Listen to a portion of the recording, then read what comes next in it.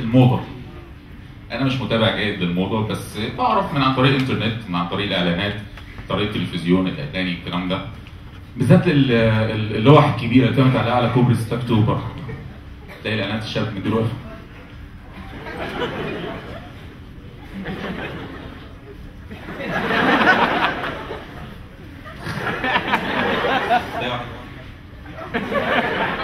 بيستغربوا ليه كوبري اكتوبر عليه حوادث كتير، تخيل انت مش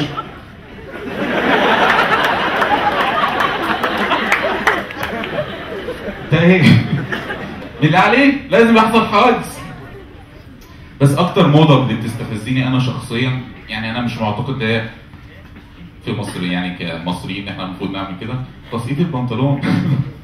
البنطلون في الثمانينات كان هنا، في التسعينات وصل لهنا، في الالفينات بدا هنا، ومن ساعتها هو عمال بينزل. مش عارف مناطيل واخدانا ورايح على فين.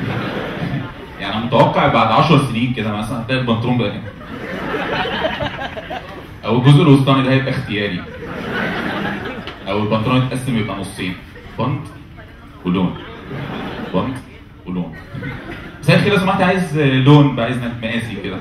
اتفضل يا فندم، تخش تقيسه.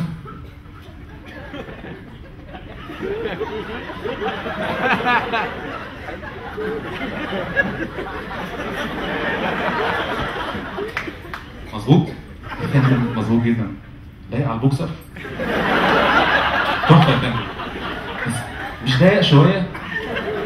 لا يا فندم بيريح مع المشي، جرب تمشي كده.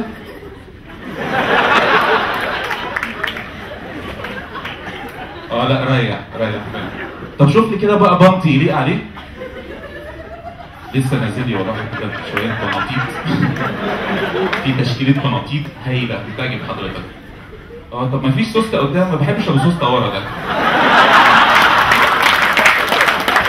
لا يا فندم الموضه السنه دي كلها سوسته ورا. مش عارف، انا اعتقد بسبب الموضوع ده هتلاقي التحرش وصل لنا احنا كرجاله. تلاقي الشاب من دول ماشي مسقط بنطلون، خد يالا هات حته هات حته. ما تيجي يالا يا مليجي، يلا يا عبد الله. او تلاقي مثلا في الاسم، انا عايز ابلغ عن موقع اغتصاب. مين؟ امك؟ اختك؟ مراتك؟ لا انا. تحرش قلنا ماشي، انما اغتصاب لا يمكن اسكت عليه. انا محمد نوريان، شكرا ليكم، كل سنه وانتم طيبين. شكرا.